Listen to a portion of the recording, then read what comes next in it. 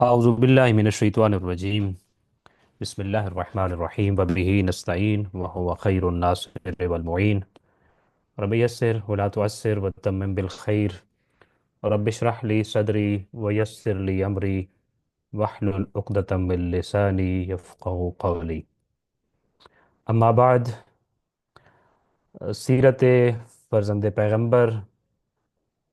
حضرت امام حسن مجتبی علیہ الصلوۃ والسلام کے حوالے سے ہماری گفتگو، اور یہ ہمارا مہمان خدا کورس کا 20واں لیکچر ہے۔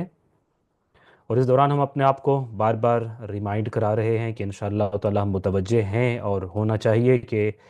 یہ مہینہ مہمان خدا ہونے کا مہینہ، اور اس لیے ہم نے اس کورس کا نام بھی مہمان خدا رکھا ہے۔ اور ہمیں حضرت ابو الفضل العباس علیہ الصلوۃ والسلام نے یہ پلیٹ فارم ہمیں مہیا کیا ہے کہ اس مہینے میں ہم اس مہینے کے آداب اور اثرات کے حوالے سے اپنے آپ کو تیار کریں، اور یہ مہینہ انشاءاللہ پہلے سے زیادہ بہتر انداز میں گزاریں۔ اس کے لیے ہمارے 3 مختلف چیپٹرز جس پہ ہم نے بات کی: استقبال ماہ رمضان، اور پھر خود ماہ خدا، اور پھر بعد میں کتاب خدا، تو انشاءاللہ ہم اس پہ متوجہ ہوں گے۔ میں دوبارہ سے ایک بار پھر اپنے آپ کو متوجہ کرتا ہوں، اپنے معزز سامعین و ناظرین کو متوجہ کرتا ہوں کہ انشاءاللہ تعالی ہماری ڈوز اور ڈونٹس کی لسٹ اپڈیٹ ہو رہی ہوگی۔ کون سے کام ہم نے کرنے ہیں اور کون سے نہیں کرنے، اور خاص طور پہ خطبہ شعبانیہ کی صورت میں، اور امام رضا علیہ الصلوۃ والسلام کی ہدایات کی روشنی میں، اور بعد میں خود جو ماہ رمضان کا چیپٹر ہم نے پڑھا اس کی روشنی میں ہمارے پاس کرنے کی ایک لسٹ ہے، مگر اس سے پہلے نہ کرنے کی بھی ایک لسٹ ہے کہ ہم نے کیا نہیں کرنا۔ اور ہم انشاءاللہ متوجہ ہوں گے کہ روزے میں جو بہت بڑا کنسنٹریشن ہمارا ہوگا، یا ویسے بھی تبدیلی کے لیے جو سب سے پہلا اور بڑا جو قابل توجہ ایریا ہوتا ہے، وہ یہ ہوتا ہے کہ مجھے کیا نہیں کرنا۔ سو انشاءاللہ ہم متوجہ ہوں گے، اور ہونا چاہیے کہ ہمیں کیا نہیں کرنا ماہ رمضان میں اور روزے کی حالت میں خاص طور پہ۔ اور وہ ڈونٹس کی لسٹ ہے آف کورس، جس کو ہم اپڈیٹ کر رہے ہیں کہ ہم فلاں کام ہم سے ہو گیا تھا، آئندہ ہم نے یہ نہیں کرنا، یہ غلطی ہم سے ہو گئی تھی، اب ہم نے یہ غلطی نہیں کرنی۔ یہ ہر روز کا جو روزہ ہے اس کے بعد انشاءاللہ تعالی اس لسٹ میں تبدیلی آتی ہوگی، مزید بہتر ہوتی ہوگی۔ اور پھر ایک اور چیز جس پہ ہم نے بار بار اپنے آپ کو متوجہ کرنا ہے کہ اس مہینے کا سب سے بڑا عمل ضرور انجام دینا ہے، اور سب سے افضل عمل ضرور سر انجام دینا ہے۔ اور نبی کریم صلی اللہ علیہ وآلہ وسلم نے امیر المومنین علیہ الصلوۃ والسلام کو یہی بتایا تھا کہ یا علی، اس مہینے کا سب سے بڑا افضل کام جس سے زیادہ افضل اعلیٰ بڑے ثواب والا کام اس مہینے میں اور کوئی نہیں ہو سکتا، وہ گناہ چھوڑ دینا ہے۔ تو انشاءاللہ اس پہ ہم متوجہ ہوں گے، ہر روز یہ عمل لگاتار، بلکہ اس پورے مہینے میں کنٹینیوٹی کے ساتھ جاری رکھیں گے۔ 5 دعاؤں پہ متوجہ ہوں گے، اور انشاءاللہ تعالی وہ ہر روز مانگتے ہوں گے اور کرتے ہوں گے۔ اور انشاءاللہ اس میں چھٹی دعا کا اضافہ بھی ہوا ہوگا، جو کل ہم نے آپ کے سامنے بیان کی، عاشق کے حج امام حسن مجتبی علیہ الصلوۃ والسلام کی سیرت سے ڈیرائیو کیا ہم نے اس پہلو کو، اور پھر روزانہ کی جو ہم دعا پڑھتے ہیں اس دعا کی طرف متوجہ ہوئی ہے۔ تو انشاءاللہ ہماری ایک دعا کا پرماننٹلی اضافہ ہو گیا ہے کہ پروردگارہ میں اس سال کے حجاج بیت اللہ میں سے ہمارا نام بھی درج فرما، اور ہمیں زیارت قبر نبی صلی اللہ علیہ وآلہ وسلم کی سعادت نصیب فرما۔ یہ اب تک کا ریمائنڈر انشاءاللہ۔ آگے بڑھتے ہیں اور ہم امام حسن مجتبی علیہ الصلوۃ والسلام کے حوالے سے آج کے لیکچر میں گفتگو کرتے ہیں۔ اور میں آپ سے عرض کروں کہ آج کا لیکچر تھوڑا سا حساس ہے۔ اس میں تقریباً کی جانے والی ساری گفتگو ہی حساسیت پر مشتمل ہے، چونکہ یہ امام علیہ الصلوۃ والسلام کی زندگی کے آخری دور پہ مشتمل ہے، جو تکلیفوں پر مشتمل تھا، اذیتوں پر مشتمل تھا، اور پھر جس کا آخری حصہ آپ علیہ الصلوۃ والسلام کی شہادت کی صورت میں تھا۔ اور یہ رنجیدہ خاطر کر دینے والا بھی ہے،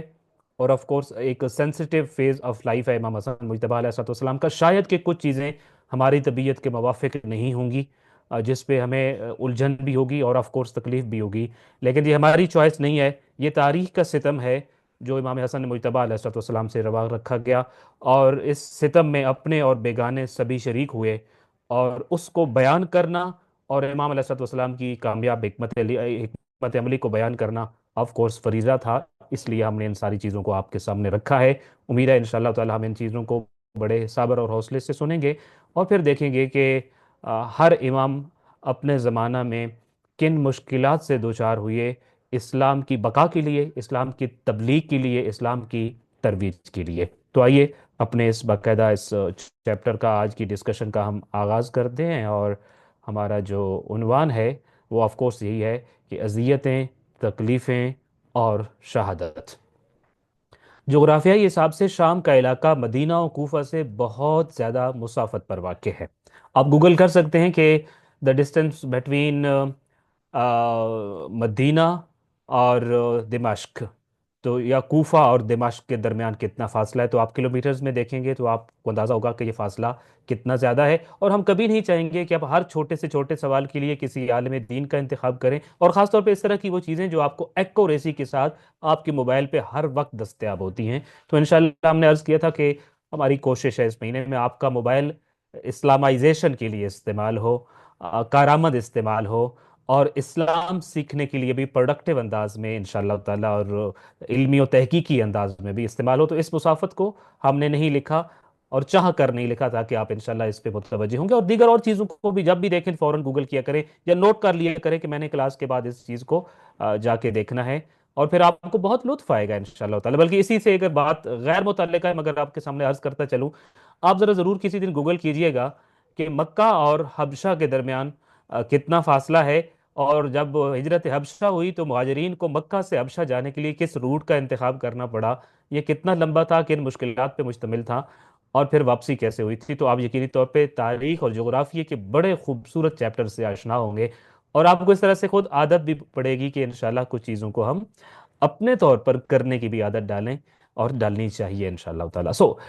مدینہ اور کوفہ، یہ دونوں جگہوں کا ہم نے نام لیا کہ چونکہ امام حسن مجتبی علیہ الصلوۃ والسلام کا جو کہہ لیجئے ابتدائی فیز ہے، جو مشکلات سے آغاز ہوتا ہے، اس کا کچھ تعلق مدینہ کے ساتھ ہے اور کچھ تعلق اس کا کوفہ کے ساتھ ہے، تو ان دونوں شہروں سے شام کا یا اس زمانے کے دمشق کا اگر ہم فاصلہ دیکھیں تو بہت زیادہ ہے، جس کی وجہ سے ان شہروں کے حقائق اور صحیح خبریں اہل شام تک کم ہی پہنچنے دی جاتی تھی۔ فاصلہ بہت زیادہ تھا اس زمانے میں، فاصلہ بڑا میٹر کرتا تھا، اگرچہ آج بھی کرتا ہے، اور آپ اس پہ بھی انشاءاللہ متوجہ ہوں گے کہ ہماری جتنی ترقی ہو رہی ہے دنیاوی طور پر، اس کا دار و مدار دو باتوں پر ہے، کہ ہمارے پاس دو باؤنڈریز ہیں اس کرۂ ارض میں، دو قیدیں ہیں جس قید کے اندر ہم زندگی گزارتے ہیں، ایک باؤنڈری آف سپیس ہے، ایک باؤنڈری آف ٹائم ہے۔ تو ان دونوں کو جتنا محدود کیا جاتا رہا ہے تو ہم اتنے ہی ترقی یافتہ ہوتے جا رہے ہیں۔ تو آج کی ترقی یافتہ دور کا ایک یہ ہوا کہ اس زمانے کا یہ جو سپیس کی باؤنڈری تھی کہ آپ کو دمشق سے مدینہ تک پہنچنے کے لیے، کوئی خبر پہنچانے کے لیے جو منیمم ٹائم چاہیے ہوتا تھا، وہ اس زمانے میں دنوں پر مشتمل تھا، اور آج وہ ختم ہو چکا ہے۔ میں یہ نہیں کہہ سکتا کہ سیکنڈز پر مشتمل ہے، آپ اسی لمحے انہی چیز، یہ اس کو ہم کہتے ہوتے ہیں کہ ڈیولپمنٹ ہوئی ہے، ترقی ہوئی ہے۔ تو اس زمانے میں، اس زمانے کے حساب سے کوئی خبر جب اس شہر سے، ایک شہر سے دوسرے شہر تک جانا ہوتی تھی تو بڑا طویل وقت لگتا تھا، بہت طولانی سفر تھا، تو اس وجہ سے صحیح خبریں اور حقائق اہل شام تک پہنچنے ہی نہیں دی جاتی تھیں۔ اس کی وجہ یہ تھی کہ حکومت شام امام علی ابن ابی طالب علیہ السلام اور ان کے فرزندان کے ساتھ ناروا سلوک رکھے ہوئے تھی، اور وہ اپنے مخصوص پروپیگنڈے کے ذریعے وہاں کے لوگوں میں اہل بیت علیہ السلام کی نفرت اور بغض کو پیدا کرنے میں بہت حد تک کامیاب ہو رہی تھی۔ چونکہ وہاں کی جو حکومت تھی وہ اہل بیت علیہ السلام کی مخالف تھی،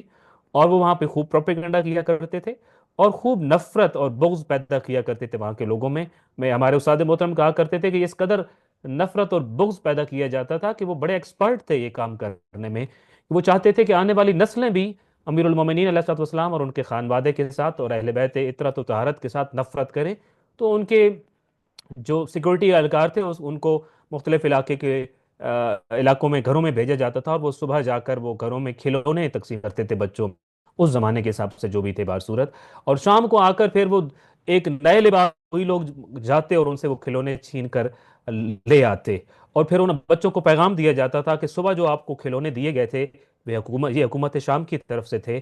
اور شام کو جو لوگ آئے اور جو آپ کے کھلونے چھین کر لے گئے، یہ امیر المومنین، بلکہ یہ تو ہم امیر المومنین کہہ رہے ہیں، وہ یہ کہتے تھے کہ یہ حضرت علی کے فوجی آئے تھے، اور وہ آ کر آپ سے کھلونے چھین کر لے گئے ہیں، چونکہ وہ آپ کو ان کھلونوں سے کھیلتا ہوا، خوش ہوتا ہوا نہیں دیکھ سکتے۔ نئی آنے والی نسلوں کو بھی اس بغض اور نفرت کے ساتھ پروان چڑھایا جا رہا تھا، اور اس میں بڑی حد تک کامیاب ہوئے، جیسا کہ آپ تاریخ کے بہت سارے چیپٹر سے آگاہ بھی ہیں، جس کا نتیجہ یہ نکلا کہ اب وہاں کے لوگوں کی اکثریت خاندان علی کے ساتھ مخاصمت کا، معاندت کا یا دشمنی کا رویہ اختیار کر چکی تھی۔ اس کا نتیجہ یہی نکلنا تھا کہ اہل شام کا خاندان علی علیہ الصلوۃ والسلام کے ساتھ جو رویہ تھا وہ دشمنی پر مشتمل تھا۔ ابن شہر آشوب لکھتے ہیں کہ مدینہ شہر میں ایک دن امام حسن علیہ الصلوۃ والسلام گھوڑے پر سوار کہیں جا رہے تھے کہ راستے میں ایک शामी शख्स से सामना हुआ। उसने इमाम अलैहिस्सलाम को बुरा भला कहना शुरू कर दिया। इमाम अलैहिस्सलाम खामोशी से उसकी सारी बातें सुनते रहे, क्योंकि आप जानते थे कि कसूर उसका नहीं, बल्कि उनके जहनों में ये गलीज सोच डालने वालों और उनकी गलत जहन साजी करने वालों का है। तो मुख्तलिफ़ किताबों में मुख्तलिफ़ किस्म के वाक़यात मौजूद हैं जो अहले शाम के ख़ास तौर पर आइम्मा अहलुल बैत अलैहिस्सलाम के साथ रूनुमा हुए। उनमें से एक वाक़या इब्न शहर आशूब ने जो अपनी किताब में लिखा है कि इमाम अलैहिस्सलाम घोड़े पर सवार थे और किसी काम से कहीं जाना चाह रहे थे। किसी दौरान एक शामी शख्स वहाँ पे आया और उसने इमाम अलैहिस्सलाम को गालियाँ देना शुरू कर दी और बुरा भला कहना शुरू कर दिया और आपके ऊपर इल्ज़ामात लगाना शुरू कर दिए। इमाम अलैहिस्सलाम उसकी सारी गुफ्तगू बड़े सब्र और हौसले से खामोशी से सुनते रहे, क्योंकि इमाम अलैहिस्सलाम को मालूम था कि ये जो मसला है इस शख्स को मुझसे मसला नहीं है। बेसिकली ये सोच है शाम की जो इन लोगों के जहन में डाली गई है, इनकी जहन साजी की गई है। सो जहन साजी करने वालों का कसूर है। ये बेचारा तो जो प्रोपेगंडा ज़दा है और प्रोपेगंडे की जद में आ चुके हैं ये लोग, इसलिए इमाम अलैहिस्सलाम उसकी सारी गुफ्तगू इंतहाई तहम्मुल के साथ, खामोशी के साथ सुनते रहे।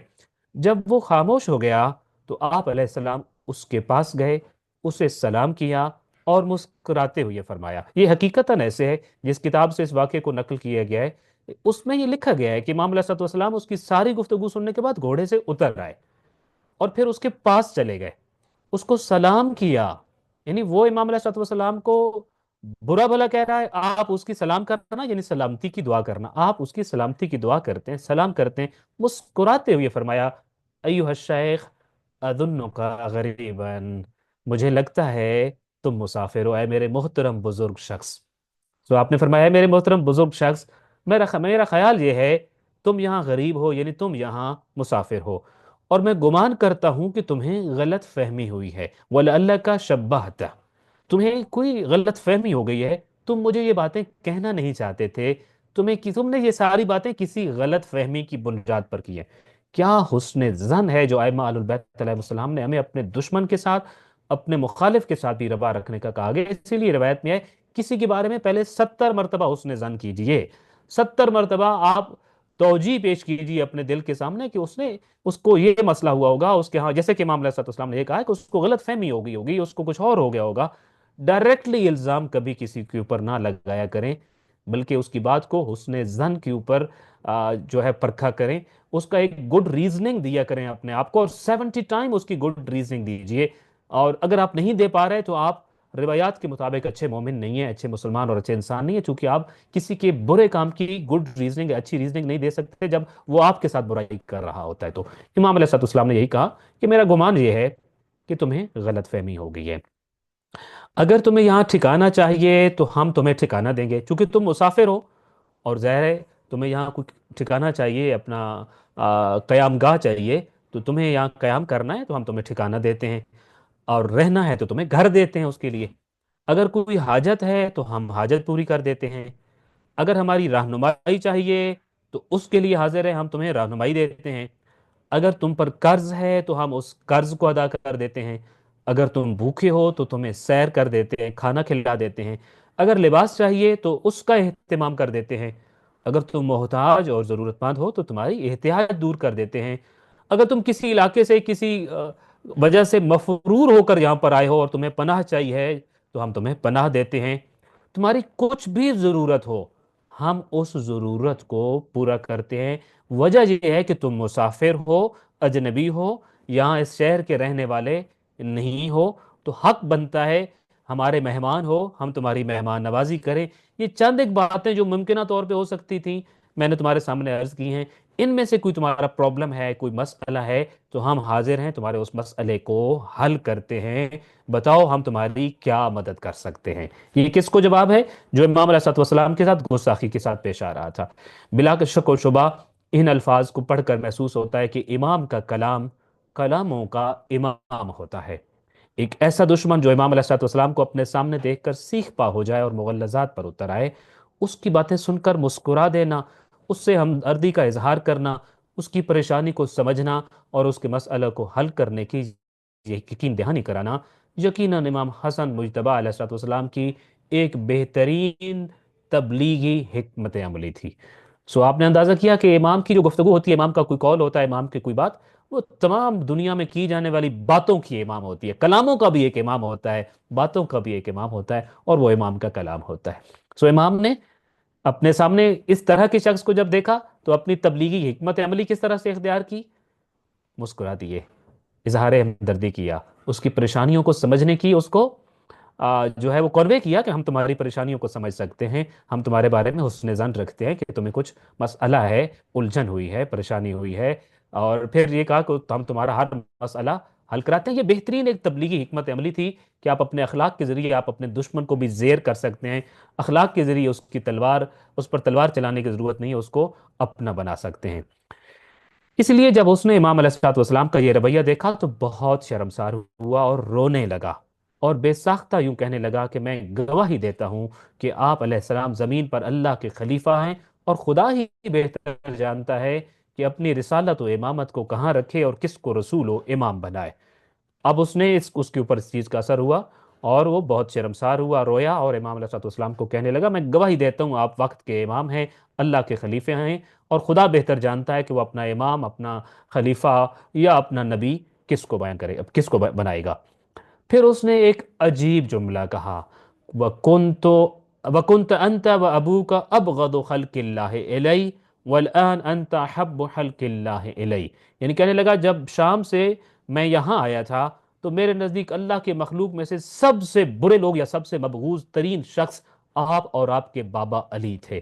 مگر اب میری نظر میں آپ سے بڑھ کر اس دھرتی پر کوئی محبوب نہیں، اور میں آپ سے بڑھ کر کسی سے محبت نہیں کرتا ہوں. یہ چند لمحے لگے، اس کو کیا سے کیا بنا دیا امام علیہ الصلوۃ والسلام نے، کہ وہ خود بتا رہا ہے کہ جب میں آیا تو میں یہ تھا کہ میری نظر میں اس کرۂ ارضی پر سب سے برے فرد کا نام لینا ہوتا تو میں علی علیہ السلام کا نام لیتا، یا پھر آپ کا نام لیتا، کہ ان سے زیادہ برا خدا نہ خواستہ الیاذ باللہ یا مبغوض ترین شخص اور کوئی نہیں ہے. لیکن اب میں یہ کہتا ہوں کہ اس دھرتی پر آپ سے بڑھ کر کوئی ایسا شخص نہیں جس سے میں محبت کرتا ہوں. یہ کہہ کر اس نے اپنا سامان سفر امام علیہ الصلوۃ والسلام کے حوالے کیا، اور آپ کے خانہ عصمت کا مہمان بن گیا. یعنی وہ فوراً سے آپ کے حلقہ احباب میں شامل ہو گیا، آپ کا مہمان بن گیا. جب تک مدینہ میں قیام کیا آپ کے گھر رہائش پذیر رہا، اور کچھ عرصہ بعد ان کی محبت کو دل میں بسائے شام واپس لوٹ گیا. یہ شام کے حالات بتانا مقصود تھا بیسیکلی، اور اس کی ایک ہم نے مثال پیش کی ہے کہ اہل شام کس طرح سے ہوتے تھے، اور پھر مسئلہ امام علیہ السلام کی مشکلات کا کہاں سے تھا. اسی لیے ہمارے اگلے پیراگراف میں یہی بات ہے کہ اس طرح کے شامیوں سے امام حسن علیہ السلام کا واسطہ تھا، جو ان سے انتہائی درجے کی دشمنی رکھتے تھے، مگر آپ کی شخصیت سے بالکل بے خبر تھے، اور اس بے خبری کے سبب گمراہ ہوئے پڑے تھے. یہ اہل شام تھے. ایک بات اس کو ذہن میں رکھیے کہ اہل شام جو تھے وہ اس طرح کے افراد پر مشتمل تھے کہ امام علیہ السلام کی شخصیت کی حقیقت انہیں معلوم نہیں تھی، اعلیٰ درجے کی دشمنی ان میں انجیکٹ کر دی گئی تھی، اور وہ ائمہ اہل البیت علیہ السلام یا خانوادہ امیر المومنین علیہ السلام سے اعلیٰ درجے کی دشمنی رکھتے تھے اور گمراہ ہوئے پڑے تھے. حاکم شام ایسے ہی شامیوں کے لشکر کے ساتھ امام حسن مجتبیٰ علیہ السلام کے مقابلے میں کھڑا تھا. اب امام کے مقابلے میں جو لشکر تیار کیا گیا وہ اس طرح کے لوگوں پر مشتمل ہے. آپ کے ہمراہ جو لوگ تھے، اچھا یہ اب ہم یہ دیکھتے ہیں کہ امام حسن مجتبیٰ علیہ السلام کے کس طرح کے لوگ تھے، اور یہ معاملہ خراب کیسے ہوا، اور یہ کیوں مشکلات پیدا ہوئیں، اور کیسے ٹکراؤ ہوا. پہلے ہم دو سوچ اور دو نظریے بیان کر رہے ہیں. ایک نظریہ اہل شام کا ہے اور ان کا لشکر کس طرح کے افراد پر مشتمل ہے. دوسری طرف امام حسن مجتبیٰ علیہ السلام کے ہمراہ جو لوگ تھے وہ اگرچہ درست سمت میں کھڑے تھے، مگر وہ حق کے ساتھ اتنی پختگی اور خلوص کے ساتھ نہیں کھڑے تھے جتنے اہل شام گمراہ کن پروپیگنڈے کے سبب بننے والے نظریات پر جان فریفتہ تھے.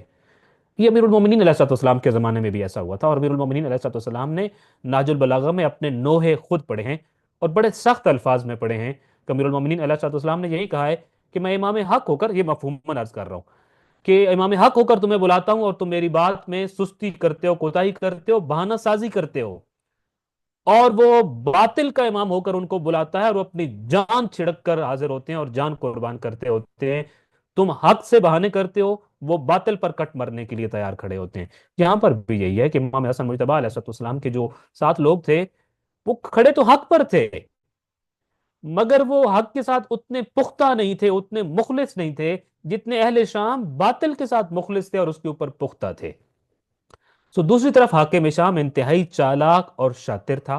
امام حسن مجتبی علیہ السلام نے اپنے والد امیر المومنین علیہ السلام کی شہادت کے 18 روز بعد جب مسند امامت و خلافت سنبھالی تو حاکم شام خلافت علوی کے زمانے سے بھی زیادہ مضبوط اور مستحکم حکومت بنا چکا تھا۔ امام علی علیہ السلام کی شہادت اور امام حسن علیہ السلام کے بطور خلیفہ انتخاب کے درمیانی 18 دنوں یا 3 ہفتہ کے وقت اس نے جگہ جگہ اپنی فوجیں متعین کر کے مرکزی حکومت و خلافت کو اندرونی طور پر اور بھی کمزور کر دیا تھا۔ تو یہ امیر المومنین علیہ السلام کی شہادت کے بعد جب امام علیہ السلام، آپ کو پتہ ہے، اگر آپ مکتب خلافت کی روح سے تاریخ کو پڑھیں تو مسلمانوں کے 5ویں خلیفہ راشد تھے، تو آپ کو خلافت جو ملی وہ امیر المومنین علیہ السلام کے بعد ملی۔ تو یہ جو خلافت تھا، یہ بھی خلیفہ منتخب ہونے میں جو وقت لگا وہ 18 دن کا وقت تھا۔ 18 دن کے دوران یہ خلافت آپ کو نہیں ملی تھی۔ ہاں البتہ امامت کے حوالے سے ہم دیکھتے ہیں تو ہم تو آپ کو ہمارا یہ نظریہ اور عقیدہ یہ ہے کہ امام علی ابن ابی طالب علیہ السلام کی شہادت کے ساتھ ہی سوری آپ منصوص من اللہ امام تھے اور امامت آپ کے حوالے ہو چکی تھی۔ لیکن خلافت کے طور پہ ہم دیکھتے ہیں ظاہر اختیارات چونکہ آپ کے پاس کب آئے، ہم بات اختیارات کی کر رہے ہیں، تو آپ کو جو اختیارات ملے، آپ کو جو مسند خلافت ملی، وہ جو ہے وہ 18 دن بعد ملی۔ تو ان 18 دنوں میں حاکم شام نے اپنی پوزیشن اور زیادہ مضبوط کر لی تھی، حالانکہ وہ پہلے بھی اتنا مضبوط تھا کہ امیر المومنین علیہ السلام کے ساتھ محاذ جنگ سفین کے محاذ پہ جنگ کر چکا تھا، اور اس میں بھی اپنی چالاکیوں کے سبب اس نے گویا کہ امام علیہ السلام کمزور کیا تھا۔ اب تو 18 دن اس کو کھل کے کھیلنے کے ملے، اور مزید زیادہ یہ ہوا کہ اپنی فوجیں اس نے مختلف ایسی جگہوں پر متعین کر دی کہ جس سے امام علیہ السلام کی حکومت کو اور سلطنت کو ٹف ٹائم دیا جا سکتا تھا اور مرکزی حکومت کو بڑا کمزور کیا جا سکتا تھا۔ تو اس لیے اس نے اس وقت کا بہترین استعمال کیا، اور یہ جو تقریباً 3 ہفتے کا وقت تھا، اس 3 ہفتے میں گویا کہ اس نے اپنی سوچ بھی ظاہر کر دی کہ وہ امام علیہ السلام کی حکومت و خلافت کے ساتھ ٹکرائے گا اور جنگ کرے گا، اور مزید اس نے یہ بھی بتا دیا کہ وہ اس کے لیے کسی قسم کا قدم اٹھانے سے بھی پرہیز نہیں کرے گا۔ اسی زوم میں اس نے امام حسن علیہ السلام کی بیعت سے انکار کر دیا۔ مسلمانوں کی اجتماعی بصیرت کا یہ فیصلہ ہوا تھا کہ امام علیہ السلام کو خلافت دی جائے گی، مگر حاکم شام نے بیعت سے انکار کر دیا، بلکہ خفیہ طور پر امام علیہ السلام کو قتل کرانے کی کوششیں بھی کی۔ ساتھ ہی اس نے ایک لشکر تیار کیا اور امام علیہ السلام کی بننے والی نئی حکومت کے ساتھ جنگ کرنے کے لیے عراق بھیج دیا۔ 3 کام کیے اس نے، سب سے پہلے بیعت سے انکار کیا، پھر اس دوران امام علیہ السلام کو فوراً ہی قتل کرانے کی کوششیں بھی کی، اور تیسری طرف اس نے یہ کیا کہ بڑا لشکر تیار کیا، اور امام علیہ السلام کی حکومت ابھی ابھی قائم ہو رہی تھی مگر اس کو تو کافی سارا ٹائم مل گیا تھا 3 ہفتے کا۔ اس نے ایک بڑا لشکر تیار کیا اور امام علیہ السلام کے ساتھ جنگ کرنے کے لیے شام سے عراق کی طرف روانہ کر دیا۔ امام حسن مجتبی علیہ السلام نے بھی اپنے لوگوں کو جنگ کی تیاری کا حکم دیا۔ ظاہر آپ پر جنگ مسلط کی جا رہی ہو تو دفاع آپ پر واجب ہوتا ہے، تو آپ نے بھی اپنے لوگوں کو جنگ کا حکم دیا، مگر لوگوں نے انتہائی سرد مہری کا مظاہرہ کیا۔ وہ روایتی سستی، کوتاہی، جنگ سے جی چرانا اور سہل پرستی جو امیر المومنین علیہ السلام کے زمانے سے ہم دیکھ رہے تھے لوگوں میں آ چکی تھی، یہاں بھی لوگوں نے انتہائی مایوس کن یا سرد مہری کا رسپانس دیا امام علیہ السلام کے جنگ کے حکم پر۔ اس کے باوجود امام علیہ السلام کی کوششوں سے ایک بڑا لشکر تیار ہو گیا، اور امام نے انہیں اپنے سپہ سالار حضرت عبداللہ ابن عباس کی قیادت میں لشکر شام کی طرف روانہ کیا۔ امام نے ایک لشکر تیار کرنے کا حکم دیا، اور پھر بڑی محنت اور کوشش کے بعد آپ نے ایک لشکر تیار کیا، خطبے دیے، لوگوں کو موٹیویٹ کیا، اور اس کے بعد بصورت ایک لشکر تیار ہو گیا۔ پھر آپ نے اپنا کمانڈر اور سپر سالار حضرت عبداللہ ابن عباس کو بنایا، اور ان کو یہ لشکر دے کر جو شامی فوج آپ کے عراق کی طرف پیش قدمی کر رہی تھی ان کے مقابلے کے لیے روانہ کر دیا کہ آپ جائیں اس فوج کے ساتھ مقابل ہو جائیے، میں بھی آپ کے ساتھ ملنے والا ہوں، میں کچھ دیگر علاقوں سے دیگر لشکر لے کر آتا ہوں، لہٰذا آپ خود مدائن کی طرف روانہ ہوئے تاکہ وہاں سے شام کی طرف سے آنے والے فتنے کو زیر کرتے ہوئے اور وہاں سے بھی ایک لشکر تیار کر کے عبداللہ ابن عباس کے ساتھ جا ملے۔ تو آپ مدائن گئے اور وہاں سے تاکہ آپ ایک بڑا لشکر لے کر عبداللہ ابن عباس کے ساتھ جا ملیں گے، اور یوں ایک لشکر کی تعداد بھی بڑھ جائے گی، اور وہاں کی طرف سے جو حکومت شام کی طرف سے ادھر جو فتنے آ رہے تھے ان کو آپ کچل دیں گے اس دوران میں، اور آپ جا کر مرکزی فوج کے ساتھ مل جائیں گے، اور پھر اب انشاءاللہ آپ اپنی کمانڈ میں اس پورے جو تھا مارکا تھا اس کی تیاری کریں گے اور اس کی کمانڈ کریں گے۔ مگر اس دوران دشمن کے جاسوسوں کے ذریعے پھیلائے گئے پروپیگنڈا، چالوں اور لوگوں کو خریدنے کے لیے پیسے کے استعمال کے علاوہ اپنے لوگوں کی نادانیوں، سستی اور جہالت سے حالات اس نہج پر پہنچ گئے کہ آپ کو صلح کرنا پڑی۔ یہ بظاہر ڈیڑھ جملہ یا ڈیڑھ لائن کا ایک جملہ ہے، لیکن یہ بہت تکلیف دہ اور کافی لمبا پروسیس تھا جس سے آپ علیہ السلام کو گزرنا پڑا۔ دو لشکر تھے، ایک امام علیہ السلام کے پاس تھا، ایک عبداللہ ابن عباس کے پاس تھا۔ پہلے تو یہ تھے دشمن کے پاس جاسوسوں کا ایک بڑا وسیع نیٹ ورک تھا۔ ان جاسوسوں نے بڑا پروپیگنڈا دونوں لشکروں میں پھیلایا، آپس میں مس انڈرسٹینڈنگز پیدا کی، پھر انہوں نے چالیں چلی اور پھر بہت زیادہ لوگوں کو پیسے کے زور پر خریدا گیا۔ ایک طرف تو یہ چیزیں ہو رہی تھی،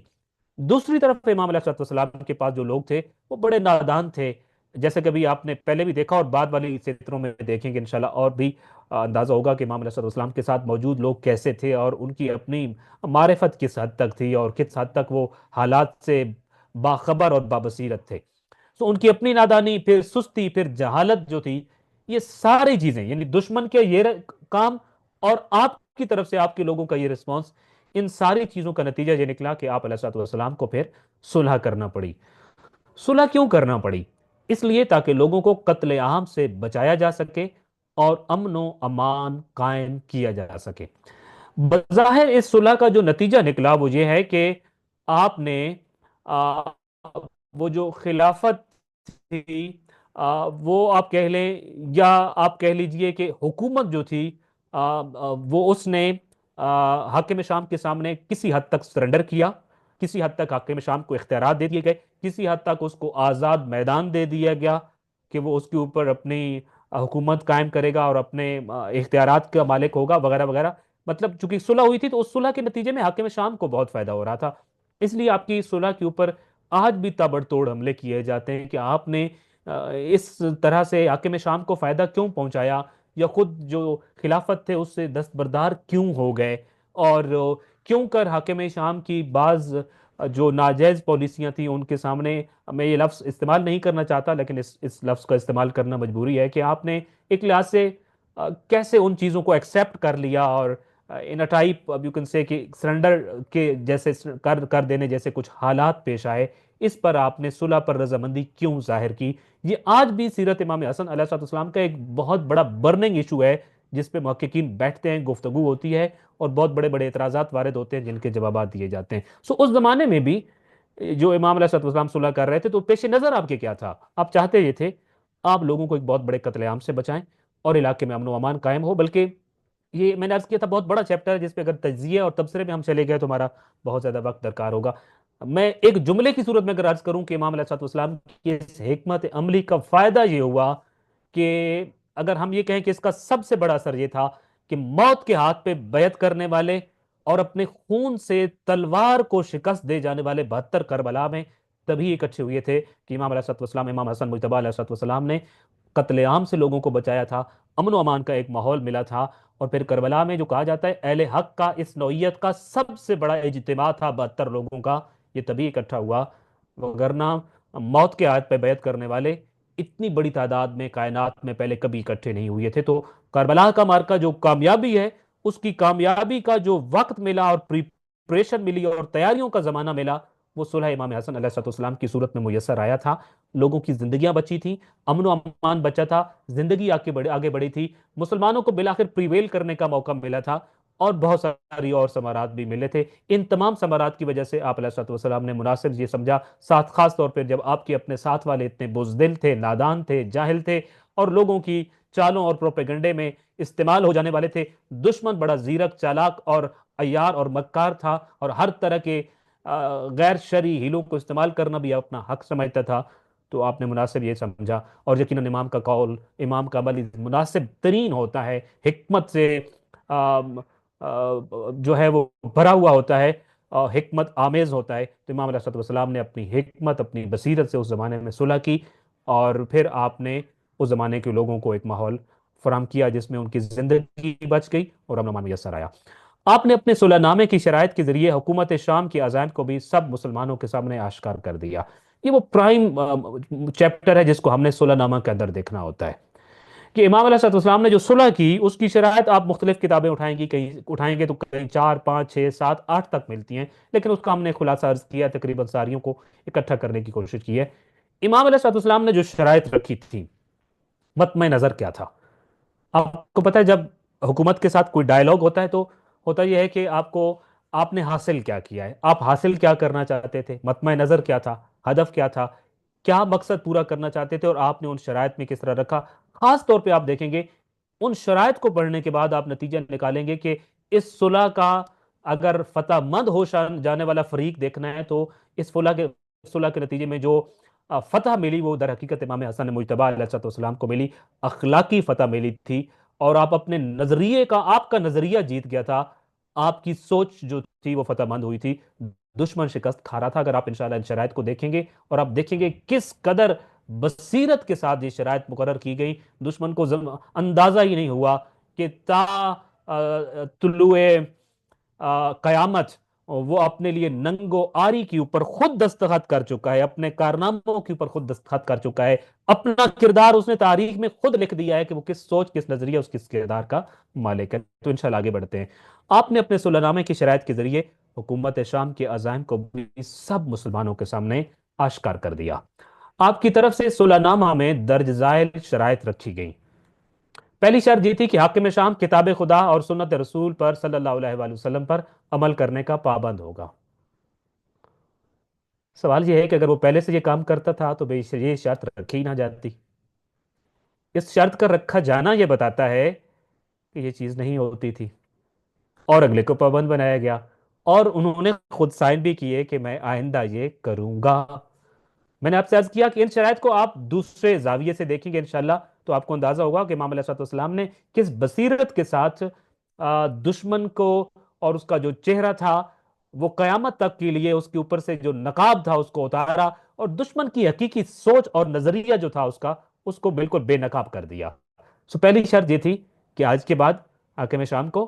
کتاب خدا اور سنت رسول پر عمل کرنے کا پابند رہنا ہوگا۔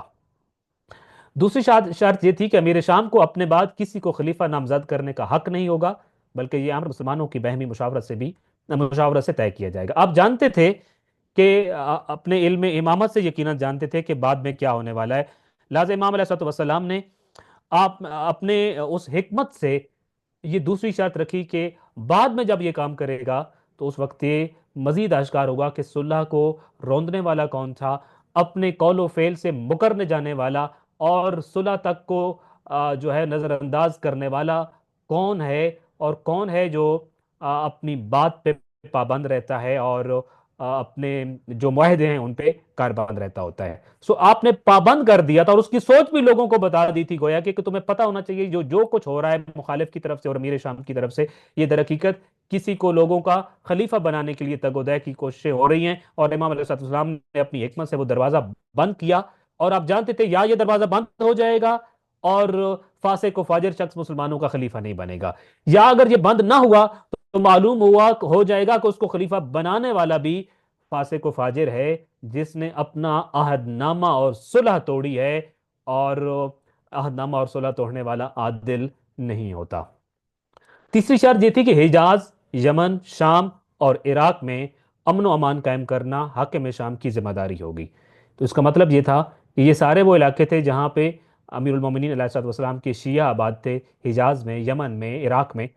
تو یہ وہ علاقے تھے جہاں امن و امان قائم نہیں تھا۔ تو امام علیہ الصلوۃ والسلام نے گویا اس صلح نامہ کے ذریعے بتا دیا کہ لوگوں کا امن و امان اجاڑنے والا کون ہے، اور اس امن و امان کی ضمانت دینے والا اور اس کی بیس پر صلح کرنے والا کون ہے۔ تو یہ کردار آپ واضح کر رہے تھے اس شخص کا کہ ان تمام علاقوں پر اب حاکم شام کی ذمہ داری ہوگی کہ وہ امن و امان قائم کرے۔ اگلا پوائنٹ یہ تھا کہ اہل بیت نبی صلی اللہ علیہ وآلہ وسلم اور ان کے پیروکاروں کے جان و مال اور عزت و ناموس کی حفاظت حکومت کی ذمہ داری ہوگی، اور ان پر کوئی زیادتی نہیں کی جائے گی۔ آپ نے دوبارہ قیامت تک کے لیے لوگوں کو بتا دیا کہ اہل بیت علیہ السلام اور ان کے پیروکاروں کی ساتھ زیادتیاں ہو رہی تھی، ان کا جان و مال محفوظ نہیں تھا، ان کی عزت و ناموس محفوظ نہیں تھی، اور کن کے ہاتھوں یہ سب اجڑ رہا تھا؟ امام علیہ السلام نے انہیں صلح کے ٹیبل پہ بٹھا کر، صلح کی میز پر بٹھا کر آشکار کیا، ان کا کردار قیامت تک کے لیے بالکل واضح کر دیا اور بے نقاب کر دیا۔ اگلی شرط تھی کہ حاکم شام کی طرف سے اس بات کی یقین دہانی کہ اس کے بعد اقتدار اور خلافت امام حسن ابن علی علیہ السلام کو دی جائے گی اور ان کے خلاف کوئی سازش نہیں کی جائے گی۔ امام علیہ السلام نے اس شرط کو بھی اپنی حکمت عملی سے شامل کیا کہ حاکم شام کے بعد حکومت و خلافت جو ہے امام حسن علیہ السلام کو جائے گی، اور امام حسن کے خلاف اب یہ کوئی سازشیں نہیں کرے گا۔ اور آخری شرط یہ تھی کہ حکومت شام کی طرف سے امیر المومنین علیہ السلام پر سب و شتم کیے جانے کا سلسلہ فی الفور بند کیا جائے۔ اب جانتے ہیں کہ امیر المومنین علیہ السلام کی ذات اقدس پر شام کے ممبروں اور محرابوں سے 80 سال تک امیر المومنین علیہ السلام کو برا بھلا کہا گیا، گالی گلوچ دی گئی، سب و شتم کیا گیا، اور کہا یہ جاتا ہے کہ یہ جو لیلۃ القدر خیر من الف شہر ہے، تو نبی کریم صلی اللہ علیہ وآلہ وسلم نے جو خواب دیکھا تھا کہ کچھ بندر تھے جو آپ کے ممبر پر قابض تھے، وہ اسی 80 سالہ دور کے بارے میں خواب تھا، اور آپ علیہ السلام کو پھر تسلی دی گئی کہ ایک لیلۃ القدر، یہ جو 80 سالہ ٹائم یعنی 1000 راتیں بنتی ہیں، اس سے ایک رات میں نے بہتر قرار دی ہے، اور بار صورت نبی کریم صلی اللہ علیہ وآلہ وسلم کو تسلی دی گئی تھی۔ تو اس دوران میں حکومت شام میں سرکاری سطح پر، سرکاری سرپرستی پر، حاکم شام کی سرپرستی میں امیر المومنین علیہ السلام کو برا بھلا کہا جاتا تھا، اور ممبر سے اور محراب سے کہا جاتا تھا، یہ حصہ ہوتا تھا جمعے کا اور خطبے کا کہ امیر المومنین علیہ السلام اور آپ کی جو خانوادہ ہے ان کو سب و شتم کی جائے۔ تو آپ علیہ السلام نے یہ شرط اس عہد نامے میں یا اس صلح نامے میں باقاعدہ طور پہ شامل کرائی، تاکہ یہ باور کرایا جا سکے کہ حاکم شام کا کردار کس قدر الفاظ میں کس طرح سے ان کا انتخاب کروں تو اس کا کردار کیا تھا، یہ باور کرایا جا سکے اس زمانے کے لوگوں کو بھی، اور بعد میں انشاءاللہ ہم بھی 1400 سال بعد آج پڑھ سکتے ہیں اور نتیجہ نکال سکتے ہیں کون حق پر تھا اور کون باطل پر تھا، کون فرزند رسول تھا اور دین و شریعت کی بات کر رہا تھا، اور کون تھا جو اپنی حکومت بچانے کے لیے ہر حد کو کراس کر گیا تھا اور امیر المومنین علیہ السلام پر سب و شتم کرتا تھا۔ یہ بات خاص طور پہ یہ شک ان لوگوں کو بہت زیادہ متوجہ کرتی ہے جو آج، اور یقیناً ہم اس چیز کے دائی بھی ہیں، بانی بھی ہیں، اور ہم اس پر لوگوں کو بلاتے بھی ہیں کہ کسی کی بھی جھوٹے خدا کو بھی گالی نہیں دینی چاہیے، کسی کی بھی مقدس شخصیات اور مقدس مقامات کی توہین نہیں کرنی چاہیے، اور اس سلسلے میں خلفائے راشدین کے حوالے سے اگر کوئی پروپیگنڈا کیا جاتا ہے یا کچھ بھی کیا جاتا ہے تو اس حوالے سے بھی ہم کہتے ہیں کہ کسی کی توہین کی اجازت نہیں دی جائے گی، اور جب اس طرح کی توہین پر مشتمل بل قانون پاس ہوتے ہیں تو ہمارا تقاضا یہ ہوتا ہے کہ امیر المومنین علی ابن ابی طالب علیہ السلام کی توہین کرنے والے، ان کے خلاف محاذ میں اترنے والے، ان کے اوپر سب و شتم کرنے والوں کے بارے میں بھی فیصلہ صادر کیا جائے کہ وہ کہاں کھڑے ہیں اور ان کے ساتھ کیا سلوک کیا جانا چاہیے۔ یہ معاہدہ ربیع الاول یا جمادی الاول 41 ہجری کو طے پایا۔ اس معاہدے کی ساری شرائط سے یہ امر ثابت ہوتا ہے کہ حاکم شام کی طرف سے شریعت مقدسہ کی خلاف ورزیاں جاری تھیں، جن کے مقابل اس صلح نامہ کی صورت میں امام حسن مجتبی علیہ السلام نے بند باندھا۔ اس صلح نامہ کو چند ہی روز میں حاکم شام نے پامال کر دیا، مگر اس اقدام صلح سے رہتی دنیا تک امام حسن مجتبی علیہ السلام کی دور اندیشی اور مصلحانہ کردار، جبکہ حاکم شام کی عہد شکنی واضح ہوگی۔ دو کردار قیامت تک کے لیے واضح ہو گئے۔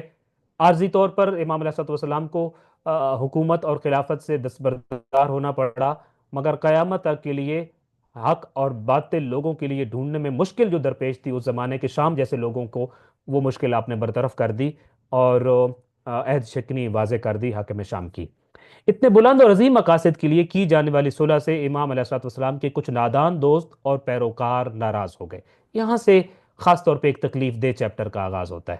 صلح ہو گئی، کیوں ہوئی اس کی وجہ، ایک بہت بڑی وجہ خود آپ کا اپنا لشکر یا آپ کے اپنے دوست احباب کہہ لیجئے وہی تھے جو آپ کے ساتھ تھے، آپ کے پیروکار تھے،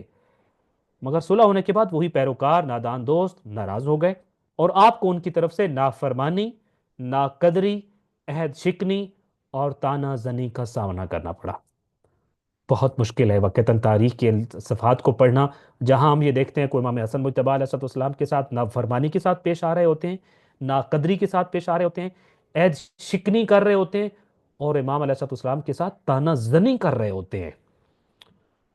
یہ بہت مشکل ہے واقعتاً، تاریخ کے ان اوراق کو پڑھنا بہت مشکل ہے۔ اس لحاظ سے امام حسن علیہ السلام کا دور امامت کے ادوار میں سے ایک مشکل ترین دور تھا، جس کی سب سے بڑی مشکل چند ایک बामारिफत और मुखलिसीन अफराद को छोड़कर इमाम के अक्सर तरफदारों और पैरोकारों का आपके इक़दाम सुलह के खिलाफ उठ खड़ा होना था। बहुत महदूद से अफराद ऐसे थे जो इमाम अलैहिस्सलाम के इस इक़दाम को जानते थे। वो बामारफत लोग थे, मुखलिस थे इमाम अलैहिस्सलाम के साथ, और इमाम के हकीकी पैरोकार थे। ये पैरोकार तो वही होता है जो आपके पीछे चलता है, जो इमाम अलैहिस्सलाम के हर हुक्म के पाबंद थे। उन चंद एक महदूद लोगों को छोड़कर जो अक्सर आपके पैरोकारी का दावा करते थे, तरफदार होने का दावा करते थे, वो इमाम अलैहिस्सलाम के खिलाफ उठ खड़े हुए और इमाम अलैहिस्सलाम की इस सुलह के खिलाफ, आपके खिलाफ एक नया महाज खड़ा किया। इमाम के चाहने वाले जंग की तैयारी के वक्त इमाम की नाफरमानी, अहद शिकनी और हुक्म उदूली के मुर्तकिब हो रहे थे। उस वक्त वो जंग से कुतरा रहे थे और अलबकिया अलबकिया यानी हम जंग नहीं जिंदगी चाहते हैं कि सदाएं बुलंद कर रहे थे। आप नोट करेंगे इंशाल्लाह इस बात को। जब इमाम अलैहिस्सलाम लश्कर तैयार कर रहे थे, जंग के लिए तैयारियां हो रही थी, तो उस वक्त वो क्या कर रहे थे? वो जंग की तैयारी के वक्त इमाम अलैहिस्सलाम के हुक्म की नाफरमानी, इमाम कहते थे जंग करनी है चूंकि हमने अपना दिफा करना है। वो अल बकिया के नारे बुलंद करते थे कि हम जंग नहीं जिंदगी चाहते हैं, हम जंगों से थक गए हैं। इमाम अलैहिस्सलाम उनको हुक्म करते थे कि मेरे लश्कर में शामिल हो जाओ और इज्जत के साथ सर बुलंद जिंदगी गुजारो, अपने दुश्मन के सामने सर न झुकाओ। मगर वो कहते थे अल बकिया, हम जंग नहीं जिंदगी चाहते हैं। इमाम अलैहिस्सलाम के जो बुलाने पे लब्बैक नहीं कहते थे और वो जंग नहीं जिंदगी की सदाएं बुलंद कर रहे थे। मगर जब सुलह कर ली गई, अब वही लोग जो पहले कहते थे जंग नहीं अमन, अब उसी अमन के लिए जब सुलह कर ली गई तो वो ताना तक अपने लोगों की तरफ से तौहीन आमेज रवैयों और तानों को बर्दाश्त करना पड़ा। नौबत यहां तक पहुंच गई कि आपके करीबी लोग भी आपको या मुज़िल्लल मोमिनीन व या मुसव्विदल वजूह, यानी ए मोमिनीन को जिल्लत से दो चार करने वाले और उनको उनके चेहरे को स्याह करने वाले कहकर मुखातब करने लगे, अल अयाज़ु बिल्लाह। इमाम अलैहिस्सलाम को अमन की तरफ बुलाने वाले ही जब इमाम अलैहिस्सलाम ने अलैहिस्सलाम की तौहीन करते थे। और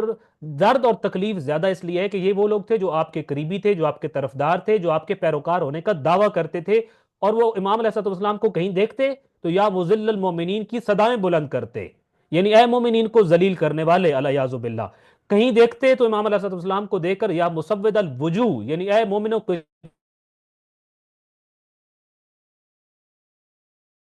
करते थे, ताने देते थे, आवाजें कसते थे।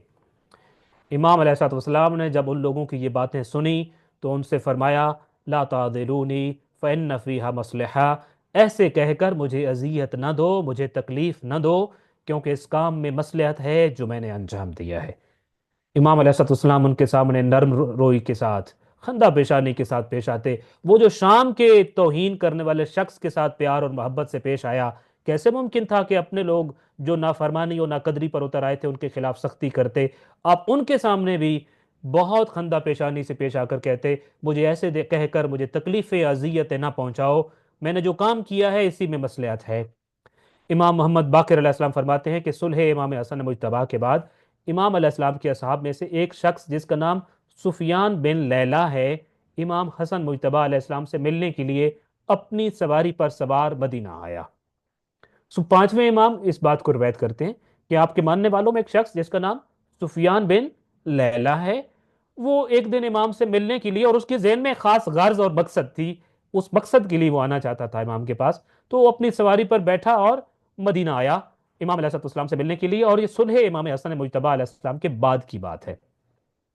इमाम उस वक्त अपने घर में चादर ओढ़े बैठे हुए थे। जब वो इमाम के घर पहुंचा, सवारी पर सवार था, इमाम अपने घर में चादर की हुई है और बैठे हुए हैं। वो आपके पास गया और आपको यूं सलाम किया, अस्सलामु अलैका या मुज़िल्लल मोमिनीन, यानी अलियाज़ु बिल्लाह, ए मोमिनीन को जलील करने वाले हसन बिन अली,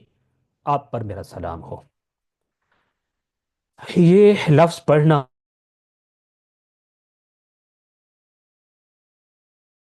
मुश्किल है, और मैंने आपसे अर्ज किया था, मैंने माजरत भी की थी, हम स्किप कर सकते थे इन चैप्टर्स को, इन पैराग्राफ्स को, इन चीज़ों को, मगर हमने नहीं की। हम चाहते थे तारीख का ये चेहरा, अपने लोगों का ये चेहरा हम जरूर बयान करें, मुतवज्जे हों। کہ امام حسن مجتبی علیہ السلام کو کس زندگی کے کس مشکل دور کا سامنا کرنا پڑا، اس لیے ہم نے لکھا کہ امام علیہ السلام میں ایک دور تھا، آپ کا ماننے والا ہے، خاص طور پہ امام سے ملاقات کے لیے آ رہا ہے، بلکہ یوں کہوں یہی جملہ کہنے کے لیے گھر سے آیا ہے کہ نام سفیان بن لیلہ ہے، امام کا شیعہ کہلاتا ہے، طرفدار کہلاتا ہے، جنگ میں شامل رہا ہے، اور امام علیہ السلام کے پاس اتنا لمبا سفر طے کر کے کیا کہنے کے لیے آ رہا ہے، اور جب آیا ہے تو امام علیہ السلام اپنے گھر میں تشریف فرما ہے۔ بعید نہیں یہ آواز گھر والوں تک بھی گئی ہو، آپ کے دیگر ماننے والوں تک بھی گئی ہو، کیوں کہنے آیا، کیا کہنے آیا؟ ایک جملہ کہنے کے لیے، السلام علیکہ یا فلاں فلاں، اے مومنین کو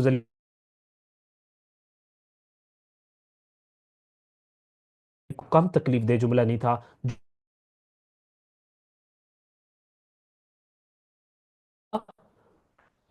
تو شہزادہ صلح امام حسن مجتبی علیہ السلام نے اسے دیکھا اور فرمایا، سفیان جلدی نہ کرو، اپنی سواری سے نیچے اتر آؤ، میں تمہیں سمجھاتا ہوں کہ میں نے کچھ غلط نہیں کیا۔ کتنا مظلوم امام ہے جو اپنے ماننے والوں کو صفائیاں دے رہا ہے، کتنا مظلوم امام ہے جو اپنے ماننے والوں کو توجیحات پیش کر رہا ہے، کتنا ہی مظلوم امام اس طرح کے الفاظ سننے پڑتے ہیں جو سفیان بن لیلہ اور دیگر چند لوگوں نے پیش کیے ہیں۔ بعد میں وہ نیچے اترا اور اپنی سواری آپ کے گھر میں ہی باندھ کر آپ کے پاس آیا۔ اس نے پرزور الفاظ میں امام علیہ السلام سے شکوہ کیا کہ آپ نے امت کا معاملہ کیسے ایک طاغوت کے ہاتھ میں دے دیا۔ آپ علیہ السلام نے تفصیل کے ساتھ اسے جواب دے کر سمجھایا کہ اسی میں تمہارے لیے مصلحت اور فائدہ پوشیدہ ہے۔ بظاہر یہ وہ خشک اسلام کے مالک تھے جو امام علیہ السلام کے ساتھ الجھ رہے تھے، امام کی توہین کر رہے تھے اور بتانا یہ جاتے تھے کہ ان کے دل میں اسلام کا درد ہے، مگر جو اسلام کے پیمبر تھے، اسلام کے والی تھے، ان کی توہین کر کر یہ خشک اسلام ہے، یہ حقیقی اسلام نہیں ہے۔ تو امام علیہ السلام نے اس کو طول و تفصیل سے سمجھایا، ایک ایک فرد کو سمجھانے والا مظلوم امام، کہ میں نے یہ کیوں کیا، اور آپ مجبور بھی نہیں، لوگوں کے ہاتھوں ہوئے تھے کہ صلح کر لے، وگرنہ تو آپ جنگ کے ارادے سے نکلے تھے۔ سو اینی ہاؤ امام علیہ السلام نے اس کو بتایا کہ جو میں نے کیا ہے تمہارا فائدہ اسی میں ہے، مصلحت اسی میں ہے جو میں نے کیا ہے۔ ایک مرتبہ جب کسی نے انہی الفاظ کے ساتھ گستاخی کی جو بھی ہم 2 دفعہ پڑھ چکے ہیں، انہی الفاظ کے ساتھ کسی نے مخاطب کیا، تو آپ علیہ السلام نے فرمایا ماہ یا مہن، یعنی خاموش ہو جاؤ، چپ ہو جاؤ، ما کنت مذلہم بل انا معز المومنین۔ آپ نے فرمایا میں مذل المومنین نہیں، میں تو معز المومنین ہوں، یعنی میں مومنوں کو عزت دلانے والا ہوں، ذلت دینے والا نہیں ہوں۔ وَإِنَّمَا أَرَدْتُ الْإِبْقَاءَ عَلَيْهِمْ، میں نے تو اپنی حکومت قربان کر دی اور صلح کو قبول کیا تاکہ تم باقی رہو، تمہیں زندگی ملے۔ کبھی فرماتے کہ میرا یہ عمل کبھی فرماتے کہ میرا یہ عمل صلح ہمارے شیعوں کے لیے ان سب چیزوں سے زیادہ اچھا ہے جن پر سورج طلوع ہوتا ہے۔ جب لوگ اعتراض کرتے تھے تو امام علیہ السلام کبھی ان کو بتاتے تھے کہ جتنی کائنات کی چیزیں جس پہ سورج کی کرنیں پڑتی ہیں اور سورج کی روشنی پڑتی ہے، ان سب چیزوں کو ملا کر تمہیں دے دیا جائے تو کتنا فائدہ تمہیں پہنچے گا؟ وہ تمام چیزیں کم فائدہ پہنچائیں گی، میری اس صلح کا اسلام کو تمہیں اس سے بھی زیادہ فائدہ پہنچے گا۔ ان حالات میں یہی بہترین عمل تھا جو میں نے انجام دیا ہے۔ کبھی فرماتے کہ میرا یہ عمل صلح ہمارے شیعوں کے لیے ان سب چیزوں سے زیادہ اچھا ہے جن پر سورج طلوع ہوتا، کبھی ایک بڑی خوبصورت مثال دیتے تھے، کچھ لوگوں کو یوں سمجھایا کہ میرا یہ عمل ایسے ہی ہے جیسے حضرت خضر نے ظاہراً کشتی میں سوراخ کر کے سب لوگوں کی زندگیوں کو خطرے میں ڈال دیا تھا، مگر حضرت خضر کے علاوہ کوئی نہیں جانتا تھا کہ ان کا یہ عمل الہی تائید یافتہ ہے اور سب کے لیے فائدہ مند ہے۔ بے شک ہماری صلح بھی ایسی ہی ہے۔ بڑا خوبصورت انشاءاللہ عربی اس میں موجود ہے، جو لوگ پی ڈی ایف پڑھیں گے حوالے کے ساتھ موجود ہے، اس میں زیادہ تفصیل کے ساتھ امام علیہ السلام کے الفاظ موجود ہیں۔ امام نے خوبصورت مثال دی، آپ نے کہا بھول گئے ہو جب کشتی پہ حضرت موسیٰ اور حضرت خضر سوار تھے اور کچھ دیگر مسافر بھی سوار تھے اور حضرت خضر نے سوراخ کر دیا تھا، باقی مسافر تو دور کی بات، خود صاحب شریعت نبی حضرت موسیٰ نے بھی اعتراض کیا تھا کہ جس کشتی میں بیٹھے ہو اسی میں چھید کرتے ہو، اپنی زندگی اور سارے مسافروں کی زندگی کو خطرے میں ڈالتے ہو۔ حضرت خضر کے علاوہ کوئی نہیں جانتا تھا یہ سوراخ ان کی زندگیوں کو خطرے میں نہیں ڈال رہا بلکہ ان کے فائدے کے لیے ہے۔ امام علیہ السلام نے فرمایا اس مثال سے سمجھو، قرآن کی اس مثال سے سمجھو، جیسے حضرت خضر کے علاوہ کوئی نہیں جانتا تھا کہ یہ عمل حکم خدا سے ہے، یہ عمل فائدہ مند ہے، بے شک ایسے ہی میں خضر کی جگہ پہ ہوں، اس صلح کو کر کے بتا رہا ہوں، خاموش رہو، مصلحت اسی میں ہے، فائدہ اسی میں ہے، یہی سمجھو میں نے کشتی میں چھید کیا ہے، مگر یہ کشتی میں چھید کیا جانا تمہاری زندگی ہے، تمہاری بقا ہے۔ تم سب اس صلح سے اس لیے نالاں ہو کیونکہ تم اس کی حکمت اور فائدے سے بے خبر ہو۔ اگر میں یہ صلح نہ کرتا تو خدا کی زمین پر ایک بھی شیعہ زندہ نہ بچتا اور قتل کر دیا جاتا۔ تو امام علیہ السلام ایک ایک فرد کو، اور وہ جو تانا زنی کرتے ہیں اور وہ جو توہین اور اہانت کے مرتکب ہو رہے ہیں، ان کو اس طریقے سے پیار سے، محبت سے، مثالوں سے سمجھائے جا رہے تھے۔ یہ حالات کی بہت بڑی ستم ظریفی تھی کہ شیعوں کے جانی و مالی تحفظ اور امت مصطفیٰ میں ایک بہت بڑی خونریزی کے سدباب اور شریعت محمدی کی بقا کے لیے امت کے وسیع تر مفاد میں صلح کا معاہدہ کرنے والے فرزند رسول کو اپنے اور غیر ہر دو طرف سے اذیتوں اور تکالیف کا سامنا تھا۔ یہ تکالیف اپنوں کی طرف سے بھی تھی، غیروں کی طرف سے بھی تھی۔ فرزند رسول صلی اللہ علیہ وآلہ وسلم کے سامنے دو محاذ تھے، ایک طرف اپنوں کی کم ظرفی، تو دوسری طرف فتنہ و فساد کے گھر یعنی حکومت شام کا محاذ۔ ان دونوں محاذ پہ ایک ہی وقت میں فرزند پیغمبر امام حسن علیہ الصلوۃ والسلام لڑ رہے تھے۔ ایک اپنوں کا محاذ، کم ظرفی ہے، توہین ہے، اہانت ہے، سمجھتے نہیں ہیں، اور دوسری طرف حکومت شام ہے جو ہر آئے روز نیا سے نیا فتنہ اور نیا سے نیا فساد لیے کھڑی ہے۔ صلح کے نتیجہ میں ظاہری طور پر آپ کی حکومت کو ہتھیار لینے والے عناصر اسی پر بس نہ ہوئی ہیں۔ ظاہراً صلح کا نتیجہ یہی نکلا، آپ کی حکومت ختم کر دی گئی اور آپ کی حکومت کو ہتھیار لیا گیا، مگر کیا وہ اس پر بس ہو گئے، رک گئے، ختم ہو گئی بات؟ نہیں، اس پر بس نہیں ہوئے۔ اب ان کا نشانہ آپ کی ذات تھی اور وہ ہر صورت آپ کے وجود کو ختم کرنا چاہتے تھے۔ اس مقصد کے لیے آپ کو کئی مرتبہ زہر دیا گیا، لیکن ہر بار آپ کو موت سے نجات ملی۔ سو امام علیہ السلام وہ ائمہ میں سے وہ منفرد امام ہیں کہ جن کو کئی مرتبہ جن کی جان لینے کے لیے زہر دی گئی، مگر اللہ کے حکم سے اس سے پہلے جو ابھی تک ہم نے ٹیکسٹ پڑھا ہے، آپ علیہ السلام کو صحت ملتی اور آپ کو موت سے نجات ملتی۔ آپ کی بیوی جودہ بنت اشعث کے ذریعے آخری بار دیے گئے زہر سے آپ کے جگر کو نقصان پہنچا اور اسی سے آپ کی شہادت واقع ہوئی، مگر آخری مرتبہ جب آپ کو زہر دیا گیا تو آپ کی بیوی نے دیا، اور اس زہر سے آپ کے جگر متاثر ہوا اور اسی سے پھر آپ کی شہادت اور المناک اور دردناک شہادت واقع ہوئی۔ ابن عساکر نے لکھا ہے کہ حاکم شام نے امام کی زوجہ جودہ بنت اشعث بن قیس کو اچھا اس کو بھی ذرا اشعث ابن قیس کے خاندان کے بارے میں کبھی پڑھیے گا کہ یہ کیسا گھٹیا اور معاندانہ رویہ رکھنے والا خاندان تھا ائمہ اہل بیت علیہ السلام کے ساتھ۔ سو اس کو اگر آپ گوگل کر سکیں، آپ اے آئی سے پوچھ سکیں، آپ یقینی طور پر آپ کی معلومات میں ایک بہترین ذخیرہ آئے گا کہ اشعث ابن قیس کا جو خاندان تھا، اس کی اعلی اولاد تھی یہ خود، اور ان افراد نے کس طرح کا رویہ رکھا امام ائمہ اہل بیت علیہ السلام کے ساتھ۔ تو جودہ بنت اشعث بن قیس جو اشعث بن قیس کی بیٹی تھی، اس کو حاکم شام نے اپنے بیٹے یزید کے ساتھ شادی کا لالچ دے کر امام علیہ السلام کو زہر دلوایا۔ اس کو لالچ یہ دی گئی تھی کہ وہ اگر زہر دے کر امام کی زندگی کا خاتمہ کر دے تو پھر یزید کے ساتھ اس کی شادی کر دی جائے گی۔ یہ حاکم شام نے یہ لالچ دیا۔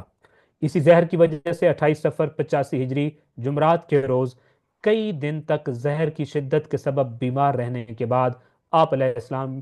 شہادت کی موت گلے لگا کر اپنے خالق کے حقیقی سے جا ملے۔ سو امام علیہ السلام کی جو شہادت ہے وہ زہر کے کئی روز بعد ہوئی، اور 28 صفر کا دن تھا، جمعرات کا دن تھا۔ آپ علیہ السلام نے اپنے بھائی امام حسین ابن علی کو وصیت کی کہ آپ کو اپنے نانا کے ساتھ دفن کیا جائے، لیکن اگر وہاں کوئی رکاوٹ واقع ہو جائے اور خون خرابے کا خدشہ ہو تو میری وجہ سے خون نہ بہنے دینا اور مجھے جنت البقیع میں عام مسلمانوں کے ساتھ دفن کر دینا۔ بہت بڑے تاریخ کے صفحات ہیں جن کو ہم نے 2 لائنوں میں سمونے کی کوشش کی، اور آپ سنتے رہتے ہیں اور بہت ساری چیزوں پہ متوجہ ہیں کہ کیا قضیہ پیش آیا جب آپ کو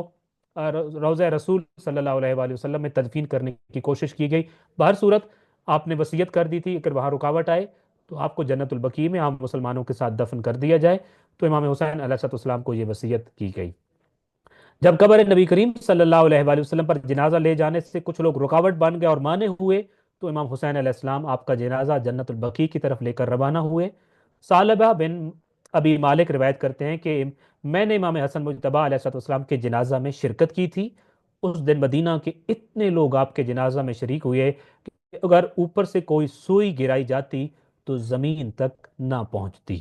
فرزند رسول اور پہلا پہلا فرزند رسول کا جنازہ تھا، یعنی لوگوں نے یہ پہلی مرتبہ دیکھا تھا کہ رسول کی کوئی نشانی ان کی آنکھوں کے سامنے لحد کی طرف سفر کر رہی ہے۔ تو مدینہ کے لوگ اتنی بڑی کثیر تعداد میں جنازے میں پہنچے کہ ثعلبہ بن ابی مالک کی روایت یہ ہے کہ اگر آسمان سے کوئی سوئی اوپر سے سوئی گرائی جاتی تو لوگوں کا رش اتنا تھا جنازے میں کہ وہ زمین تک نہ پہنچتی۔ یوں اہل مدینہ کی موجودگی میں آپ کو جنت البقیع میں سپرد خاک کر دیا گیا، اور رسول اللہ صلی اللہ علیہ وآلہ وسلم کا شہر مدینہ کئی دنوں تک سوگ میں ڈوب گیا۔ تبصرہ کرنے کو بہت دل، وقت بھی نہیں، الفاظ کا بھی بڑا محتاط چناؤ جس دور میں میں اور آپ گزر رہے ہیں، ہمیں تاریخ کے حقائق بھی بڑے سنبھل کر بیان کرنے ہوتے ہیں۔ ایک آخری چیز جو امام علیہ السلام کے حوالے سے، آپ کے جنازہ کے حوالے سے بڑی نوٹیبل تھی، وہ بھی آپ کے سامنے عرض کرنا چاہتے ہیں، اور اس کی ہیڈنگ ہے تو میرے بھائی کے جنازے پر کیسے آیا۔ امام حسن مجتبیٰ علیہ السلام کی شہادت کے بعد جب آپ کا جنازہ جنت البقیع کی جانب لے جایا جا رہا تھا تو لوگوں نے دیکھا کہ مروان ابن حکم بھی تشییع جنازہ میں شامل ہے، اور امام کے جنازے کو کے تابوت کو کندھا دیے ہوئے جا رہا ہے۔ ایک مرتبہ درود بھیجیے گا محمد و آل محمد پر۔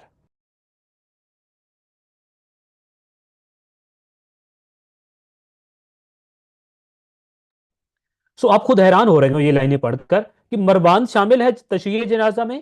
اور امام علیہ السلام کے تابوت کو کندھا دے رہا ہے۔